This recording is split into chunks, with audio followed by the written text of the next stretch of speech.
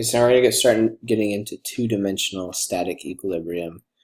We're still going to have some easier examples where you only have to do two equations still. And then after this, we'll get into the ones where you have to use all three equations. So to start with one like this, you want to draw a free body diagram. And so you kind of want to identify the point to begin from. And so here it makes sense to begin from like this point right there. So go ahead and sketch a free body diagram on your page.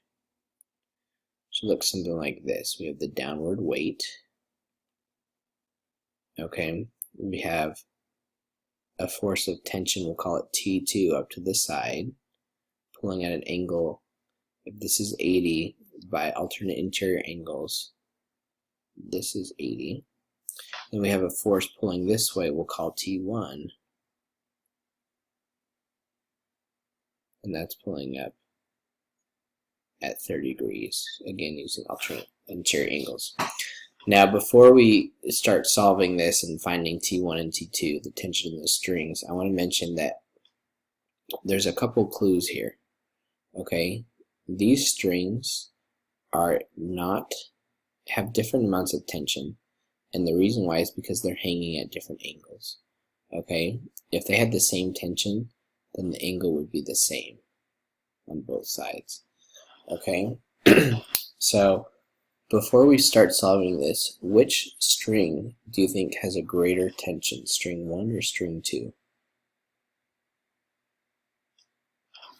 Alright, the answer here is string 2, and the reason why is because it's having to support this upward component and this horizontal component, and the upward component is going to match the upward component in string 1, but in order for it to have that same upward component and have this extreme of an angle here, it's going to have to compensate with a very large horizontal force. Okay, it's okay if that doesn't make sense to you, but always a clue when you're supporting something and you're having to pull at an angle like this, the more severe the angle, the harder you have to pull.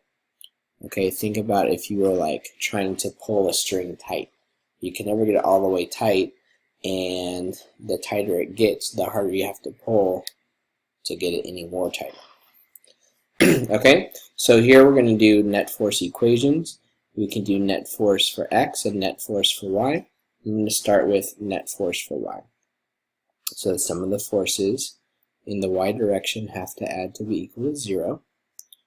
Okay, upward we have T1y, or we'll say T1 sine of 30, and we have T2y, or T2 sine of 80, and then minus downward mg. Okay? And then for the x direction, all the forces acting horizontally, we just have the components for T1 and T2. Let's see, we have 0 equals, we'll say that this way is positive. So we have T2 cosine of 80 minus T1 cosine of 30.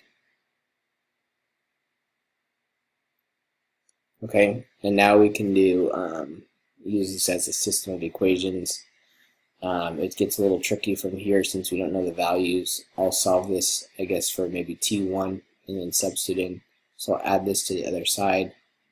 T1 cosine of 30 equals T2 cos of 80. Divide that over, so T1 equals T2 times cos of 80 over cos of 30, and then we'll put all that in for T1 in this equation, and so we get 0 equals, replacing T1 with T2 cos 30 over, cos of 80 over cosine of 30 times sine of 30 plus T2 sine of 80 minus mg. And then here these become tangent, so 0 equals T2 cos 80 tangent 30 plus T2 sine 80 minus mg. So this is going to start to just get really messy, so I'll go ahead and simplify and solve the rest from here. We can combine these, and then whatever we get, we'll divide it into mg. So mg will be equal to T2 times cos 80 sine 30 plus sine 80. So we'll divide this mess over to there to get T2. T2 to be about 361 newtons. Okay, so we'll plug that back in to here to get T1, or you can actually go right into here. So T1 is equal to 361 times cosine of 80 over cosine of 30. We get that T1 is equal to about 72 newtons. Okay, so this string pulls up with about 72 newtons. This string pulls up with about 361 newtons. Okay, and we found the tension in the two strings. Alright, so this next example is a little simpler. We have this ninja here hanging from this string. One of them is perfectly perpendicular, which is impossible, but we're going to ignore that. I guess it wouldn't be, I guess it's not technically impossible, but it's very unlikely. So we have this one that's perpendicular to the person, so this would be like a right angle.